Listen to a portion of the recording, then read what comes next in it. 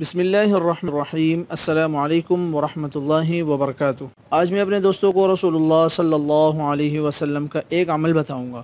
قربانی واجب ہے۔ جناب نبی کریم صلی اللہ علیہ وسلم نے ہجرت کے بعد 10 سال تک مدینہ منورہ میں قیام فرمایا اور ہر سال پابندی سے قربانی فرماتے تھے۔ اس سے معلوم ہوا کہ قربانی صرف مکہ معظمہ کے لیے مخصوص نہیں بلکہ ہر صاحب استطاعت آدمی پر ہر شہر میں واجب ہے۔ نبی کریم صلی اللہ علیہ وسلم مسلمانوں کو اس کی تاکید فرماتے تھے، اس لیے جمہور علماء اکرام کے نزدیک قربانی واجب ہے۔ اب میں آپ کو قربانی نہ کرنے پر وعید سناتا ہوں۔ حضرت ابو ہریرہ رضی اللہ تعالیٰ عنہ سے روایت ہے کہ رسول اللہ صلی اللہ علیہ وسلم نے فرمایا کہ جس کے پاس گنجائش ہو اور وہ اس کے باوجود قربانی نہ کرے تو اللہ کے نبی صلی اللہ علیہ وسلم نے فرمایا کہ وہ ہماری عیدگاہ کے قریب بھی نہ آئے۔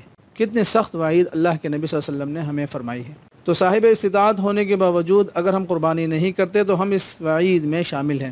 اللہ رب العزت ہمیں قربانی کرنے کی توفیق عطا فرمائے اور اللہ عزت ہمیں اخلاص کے ساتھ نیک اعمال کرنے کی بھی توفیق عطا فرمائے۔ جاتے جاتے میں اپنے دوستوں سے گزارش کروں گا کہ اگر آپ کو ہمارا یہ عمل پسند آیا ہو تو اسے اپنے دوست احباب تک ضرور شیئر کیجیے گا۔